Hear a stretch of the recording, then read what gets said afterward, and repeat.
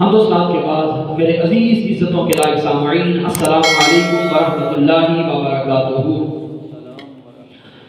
خالق رب عزت کا کروڑا احسان کہ جس مالک ارض و سما نے سانو اپنے محبوب صلی اللہ علیہ وسلم دی امت دے وچ پیدا فرما کے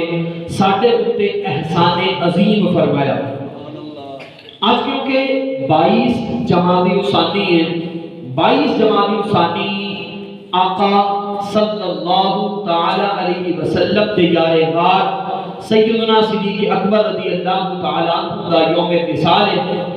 تے اج انہاں دا ہی اسی تذکرہ کران گے جنہاں نوں یار غار بھی کہا جاتا تے یار مزار بھی کہا جاتا۔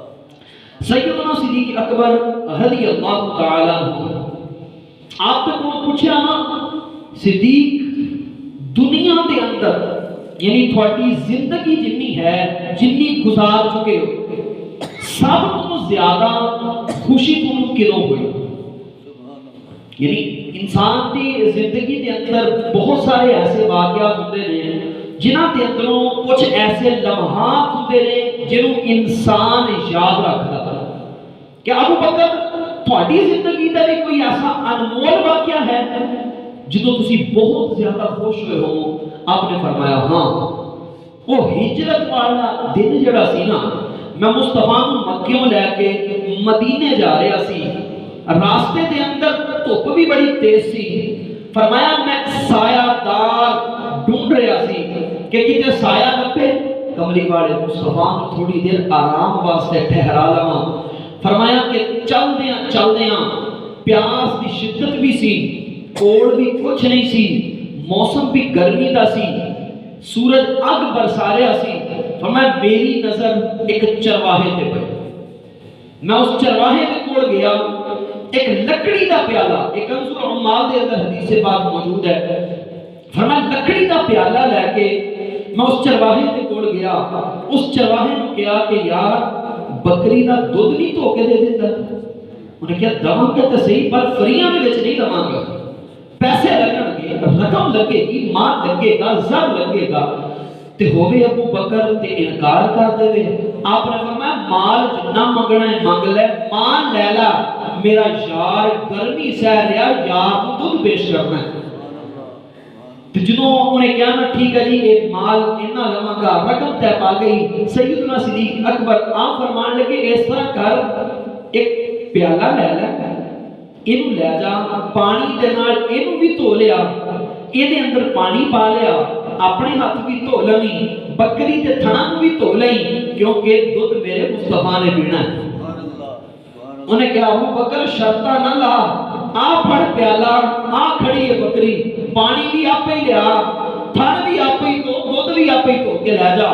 آپ نے فرمایا ٹھیک ہے۔ راوی لکھتے ہیں کہ پانی جڑا سی دور سی، چشمہ چل رہا سی، پہاڑ بھی دوسری جانب، فرمایا سیدنا صدیق اکبر نے لکڑی دا پیالہ چکیا، پہاڑ بھی دوسری جانب گئے، اپنے ہاتھ اچھے طریقے نہ دھوتے ہیں، اس پیالے نو دھوتا، پیالے دے اندر پانی پایا، پانی پا کے بکری تے تھنا نو دھوتا،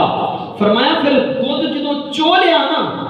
پھر وہ پیالہ لے کے اتھے پانی والی جگہ تے واپس گئے، پانی دے اندر جس طرح اسی سٹیل دے ڈبے دے اندر دودھ گرم کر لئے نا،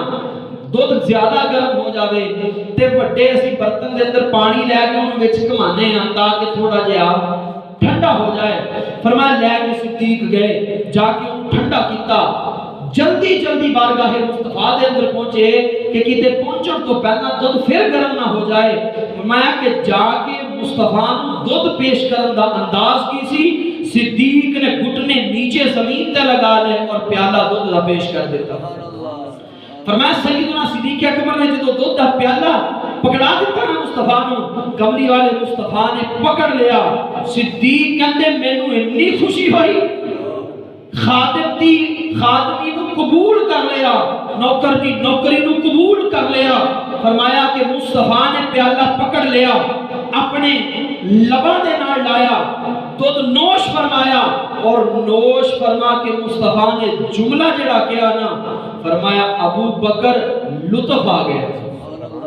فرمایا اس جملے دی جنی میں خوشی ہوئی نہ اس کو پہلا ہوئی نہ اس کو بعد، حالانکہ صدیق اکبر نے کلمہ پڑھیا،